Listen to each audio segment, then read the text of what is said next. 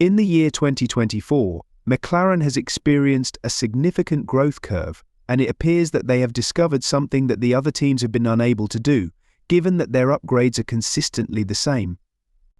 There was a strong indication that everything they brought to the MCL38 was successful, and Norris's 22nd victory in Zandvoort was a significant indication of that idea. Nevertheless, there are those who believe that the FIA ought to investigate whether or not the automobile is within the bounds of the law. It is not surprising that Red Bull is the first team to share their thoughts on this matter. After Hamilton and Alonso have had the opportunity to examine the MCL38, is there anything else that is taking place behind the scenes with the machinery that is manufactured in Woking? Is it possible for the FIA to intervene and put a stop to this sudden dominance if that is the case? Although it goes without saying, McLaren is without a doubt one of the most surprising companies of 2024. In the year 2023, they were a team that was considered to be a backmarker. However, they have since become a team that consistently brings upgrade packages and has caught up to Red Bull 6 months earlier than they were supposed to. Regardless of whether or not McLaren is pleased with the situation, the legality of the vehicle will be questioned at some point. The exact same thing occurred with the Red Bull RB19, a vehicle that triumphed in 21 of the 22 races that we participated in during the previous year. But now that McLaren is the only team that has not gone backwards with their upgrades like Mercedes, Red Bull and Ferrari did, it makes you wonder how this team is able to function so effectively. Christian Horner was the first person to present his thoughts on the components of the MCL38 that he considers to be distinct from those of the other automobiles. The point of reference was the wing that was located in front of the car. In the past, Mercedes has also investigated this region, specifically the front flat wings that were not really attached to the nose of the vehicle.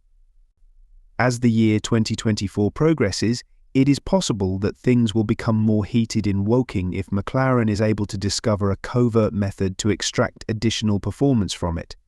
For further information regarding this matter, I am of the opinion that the front wing is a significant component that has been found to be effective by other individuals. It is my opinion that the front wings are being utilized in a manner that is quite different. Both McLaren and Mercedes have front wings that are completely different from those of the other cars that are competing on the grid. When it comes to the pace, it is abundantly clear that McLaren is currently in the lead, and they have been in that position for the past couple of races. In addition, Christian Horner stated that McLaren has become the standard in Formula One, and that if they continue to improve their cars at the same rate, they will become the standard. There is no doubt that this is something that has the potential to be a disadvantage for the Austrian team in both championships. Another thing that Jos Verstappen has cautioned the team about is this: despite the fact that his son has stated that there is no reason to be concerned about it, Horner has been publicly blamed for the failure of his team by the father of the 3-time build champion. He has been instructed to concentrate on putting the pieces back together and making a car that is competitive rather than looking at the other side of the fence, where the grass appears to be much greener. Naturally, it is essential to take into account the fact that McLaren has completely reconstructed the entire team. Additionally, with Rob Marshall's arrival from Red Bull, the technical teams that are located in Woking are now being led by an entirely different individual. In his own words, Marshall was astonished by the team's ability to construct their very own wind tunnel. Due to the fact that they finished in 4th place in the Constructors' Championship the previous year, it appears that they are the only ones who have sufficient time to test the components before putting the vehicle on the track. Because of this, other teams, they were able to spend the most time in the wind tunnel than the other teams.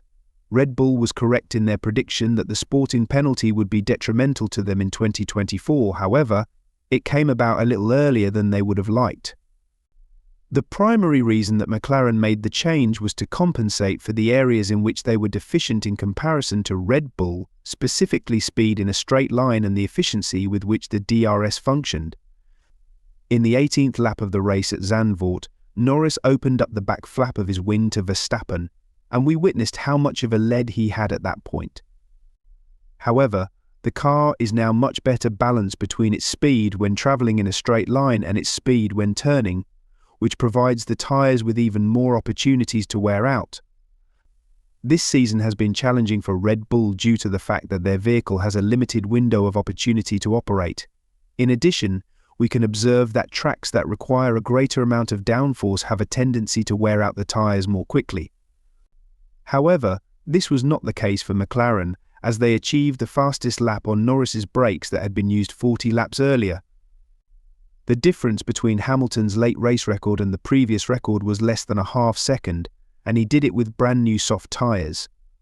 The fact that Hamilton went to examine the vehicle more closely after the race could be attributed, at least in part, to this. He was actively searching for hints that would shed light on how McLaren was able to get that significant step ahead of them.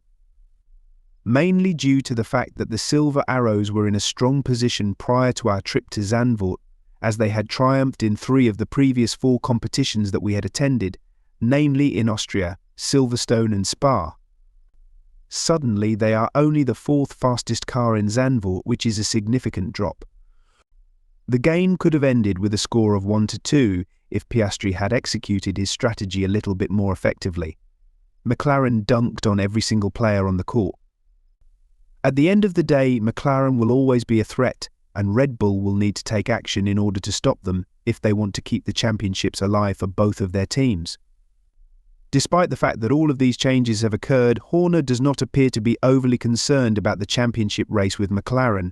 When it comes to the Constructors' Championship, the gap is now that.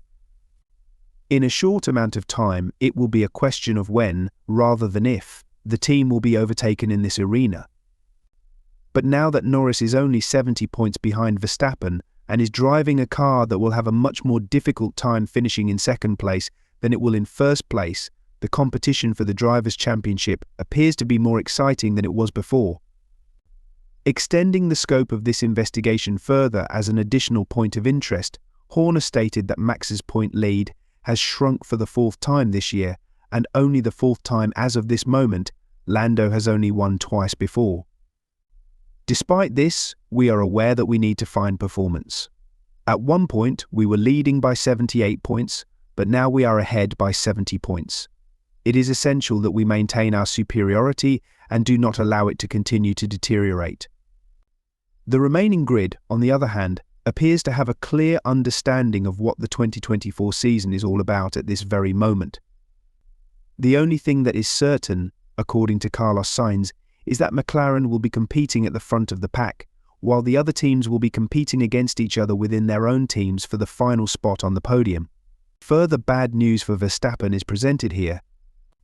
As a result of the fact that he may be required to compete in 2 Ferraris, 2 McLarens and 2 Mercedes for the remainder of the year 2024, as well as the fact that tracks such as Baku and Singapore are on the horizon, Red Bull fans have a great deal more to be concerned about at the moment. In addition, McLaren has discussed their predictions for the remaining months of the year 2024 at this point. It would appear that they are not prepared to give up on the Drivers' Championship, despite the fact that some of the decisions they made, such as the one in Hungary, may come back to haunt them later on in the year. When Stella was talking about McLaren's goals for 2024 in 2013, she informed everyone about the legendary run that Sebastian Vettel had in 2013. He further stated, in the Drivers' Championship, we definitely wanted to focus on the fact that it is possible. He stated that his team must have the belief that something like that is possible in order to be successful. It was something that we discussed, and we looked at what were the actions that Vettel took in 2013. What we said was that we could do the same thing. Not at all. Let us not stray from our mission. Our mindset needs to be that it is feasible. However, the culture at McLaren is still very much focused on the team, and it does not appear that there is a driver who is clearly the best in the working base squad. A statement made by Piastri indicates that he will not pass up the opportunity to compete for the Drivers' Championship. Andrea Stella, on the other hand, has stated that if the odds are even, the team might choose Norris because he is closer to Verstappen in the Drivers' Championship and the working base squad. Stella's statement was made in reference to situations where the odds are even. To be honest, I had no idea that I would be here at this point in the season. Stella also mentioned that it is not a good way to manage a team to give all of the additional assistance to the driver who is the best. But we take into consideration the circumstances of each race. In those situations where the outcome is uncertain, or when Lando might require a little bit of additional assistance from the team, we will provide it to him. While Oscar is a member of the team, it would appear that the team ought to avoid engaging in activities that Oscar does not believe are rational. We have a common goal in this endeavour. Are you of the opinion that the MCL38 ought to be called into question when you consider everything that has been said? Also, and this is of greater importance, do you believe that all of their power over the other teams was obtained in an unethical manner? Given that they were the only ones who were able to successfully install upgrades that did not cause the vehicle to be in a peculiar state in which it was unable to function? Your response should be posted in the comment section below, and then you should click on the video that has just appeared on your screen.